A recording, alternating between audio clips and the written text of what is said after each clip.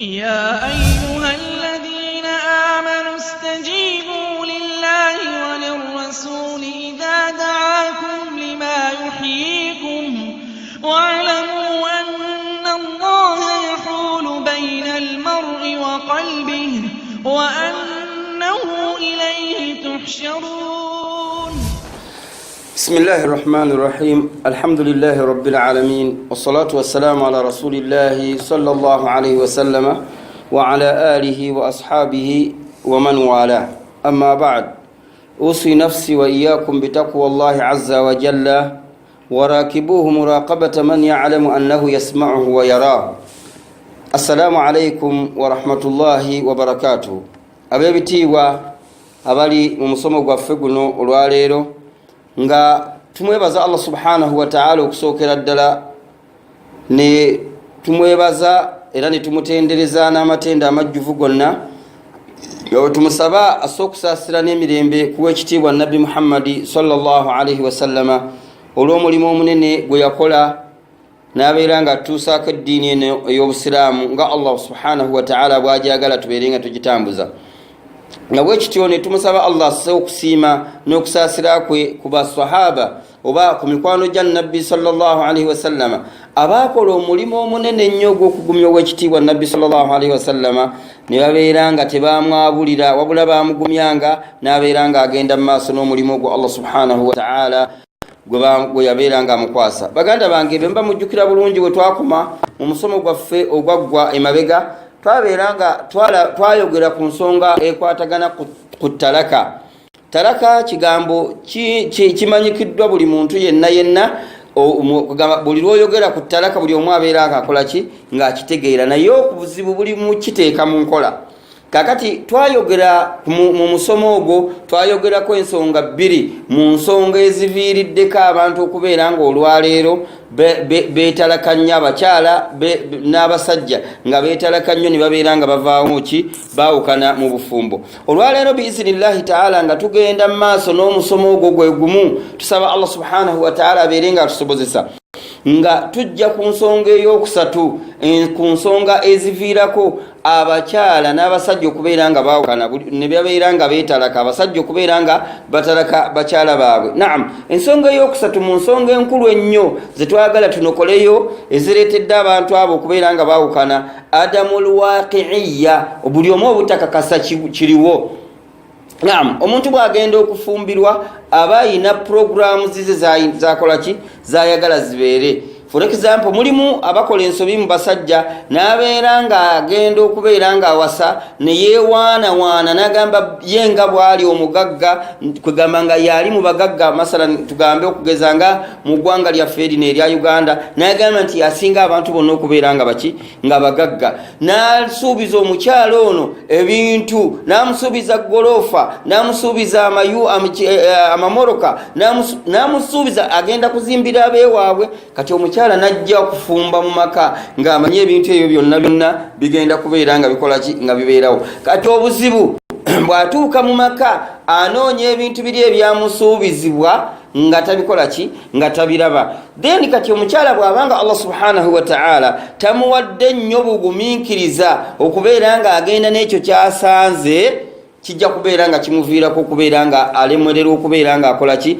ng'agenda mu maaso naki n'obufumbo. Kati adamul waqi'iyya, obutagumiikiriza ku ekyo omuntu kyakoze eki, kyakisinkanye mu maka, omuntu n'abeera nga egundi okusuubirwa kwe kwonna imagination zize zonna ziyali alina nga tanaba kufumbirwa zaagenda nazo ki mu maaso ng'atuuse mu bufumbo, n'agaana okubeera nga ye okugjawo biri bye yali asuubira nti byagenda okusinkana mu bufumbo, ye n'agenda nabyo mu maaso nti nali nsuubira mu bufumbo nina okusisinkanamu obugagga, ate si busisinkanye, awula ebyo biba bikoze eki, biba bigaanye.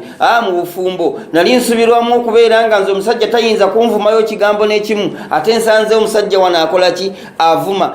Ebyo nze sijja kukola ki, sijja bisobola. Nze nali embeera zange zonna nga sirina mu birowoozo byange kubeera nti omusajja ayinza n'okubeera nga ngattako omukyalo owokubiri kati nga bwangasseeko n'abeera nga omukyalo akola ki agaana okubeera nga agumiikiriza nabwe kityo n'omusajja naye asuubira okubeera nga ajja kufuna birungi byokka mu bufumbo kati obutakakasa nti wajja kubeerawo obuzibu nsonga nkulu nnyo mu nsonga ezireetedde abantu bano okubeera nga bakola ki nga babeera nga baawukana era ne kibeera nti naddala ddala ebyenfuna bye bisinza okubeera nga biviirako abantu okubeera nga baawukana omuntu okubeera nga ofumbiddwa munno n'olowooza nti ye ajja kubeera gamujja kubeera mu mbeera nnungi yokka ekyo tikiriiyo embeera Allah subhanahu wa ta'ala asobola okubeera nga kireeta nga kigezo kati gwe bwe kijja nga kigezo n'olemerera okubeera nga ogumiikiriza ekijja okuddirira ki ekijja okuddirira bufumbo okubeera nga bukola ki nga bulemerera nabwe kityo muganda wange ne mwannyinaze kye tukulaamira kiri ki kwe kubeera nti singa oba osinkanye embeera yonna mu maka oteekeddwa okubeera nga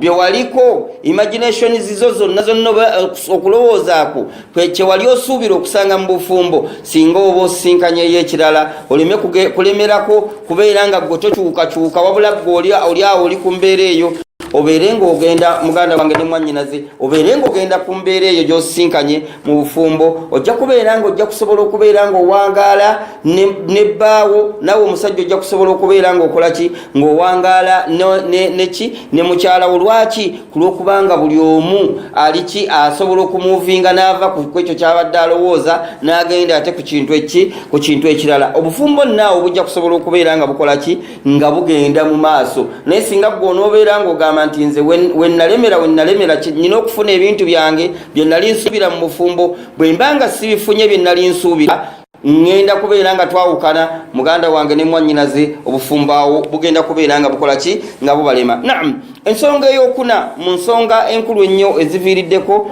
talaka okubeera nga mpitirivu nnyo olwaleero mulimu alghiira ebbuba naam alghiira ebbuba kintu kirungi nnyo mu ddiini yaffe ey'obusiraamu era nabbi sallallahu alaihi wasallam mu bimbi yayogera yakuba ekifaananyi ng'agamba nti omuntu atalina bbuba abeeranga ki nga ekisolo kye bayita embizzi abeeranga embizzi kuba embizzi yo yetalina ki kisolo ekitalina bbuba okiraba kati bw'obeera nga omuntu ayina ebbuba nikibeera kati omuntu kijja kumulema okubeera nga akikola ki nga akikwasaganya okuga nti ate ebbuba liviiriddeko ate okubeera nti ate ensonga nnene nnyo mu nsonga z'okutalaka gamba omuntu kiyinza omulema okubeera nga akola ki nga kimulema naam ebbuba hiya min sifatin mahmuda kiri mu bintu ebirungi ennyo owekitibwa nabbi sallallahu alaihi wasallam byatugamba okubeera nga tukola ki nga tubeera nabyo idha kanat dhimuna alhaddi almaqbulu naye ng'ebbuba eryo lirina okubeera nga likwatagana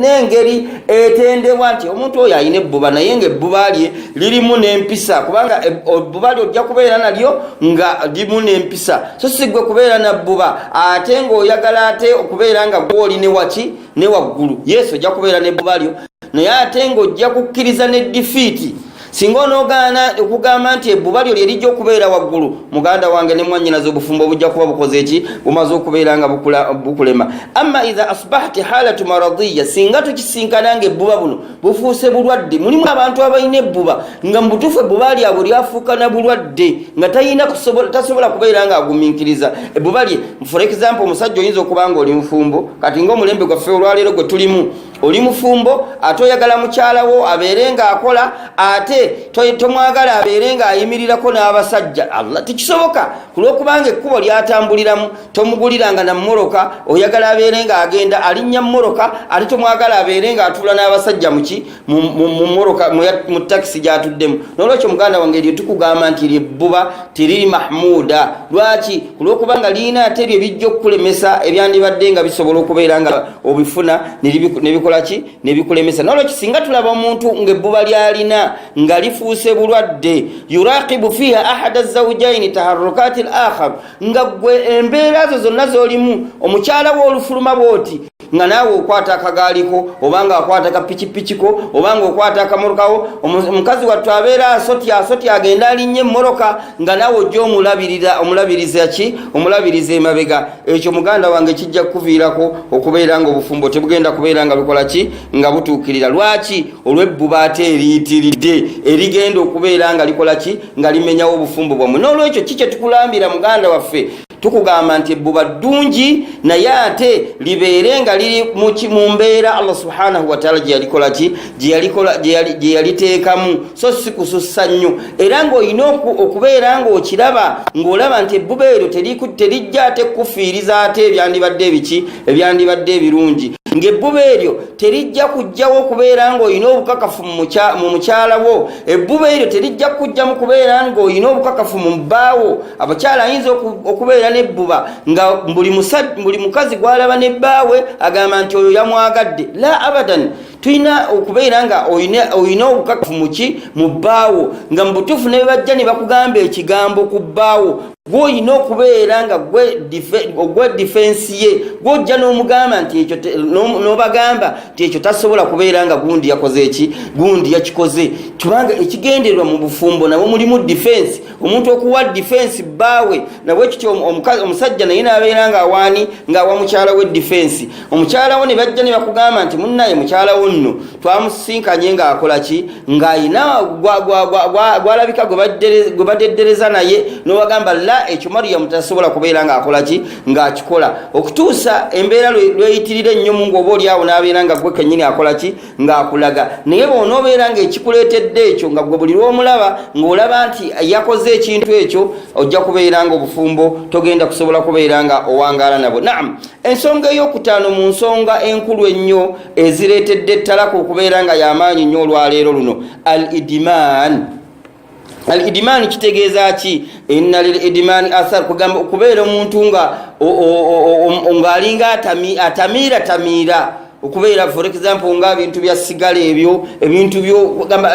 by'okwagala ennyo, ebintu ebifaanaganako byebito kugamba gwe n'osukkawo. Naam, للإدمان آثارا سيئة جدا في تماسك الأسر واستقرارها بما يسببه من هدر للأموال.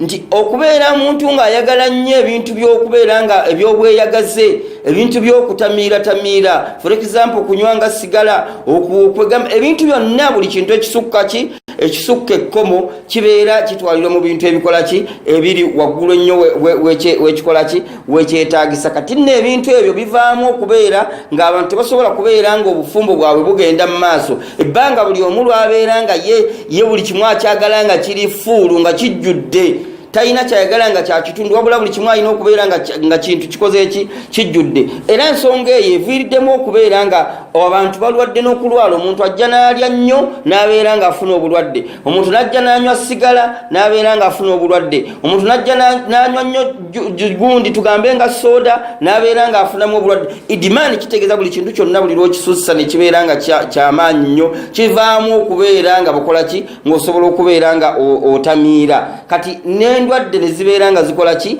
nga zijja, endwadde z'emitima, endwadde z'ensusu, mu ngeri yonna zisobola okubeera nga zikola ki nga zikujjira. Lwaki? Kulw'okuba nti gwe tokozesa bintu bulungi. Kati ekivaamu gwe kasita onoofuna obulwadde ng'obwannafusiya oba obulwadde obw'okubeera obwongo bwe tebukyakola bulungi, ekinaavaamu okubeera nga tokyasobola kubeera ng'owangaala ne mukyalawo, ng'otandika okubeera ng'onyiiganyiiga, otandika okubeera ng'oyombayomba, ekinaakuviiramu ki kubeera ng'ogamba nti omukyala ono sikyasobola kubeera nga mpangaala naye, ekinaavaamu ng'omugamba nti abeere ng'akwabulira adde ewaabwe. N'olwekyo muganda wange ne mwannyinaze tukugamba nti bw'obanga olina ebintu byonna by'okozesa beera ng'obikozesa fi haddi la yadurru bisihatika, mu mbeera nga tejja kubeera ng'ereetera obuzibu omubiri gwo. N'olwekyo muganda wange ezo ensonga twakakwatako ensonga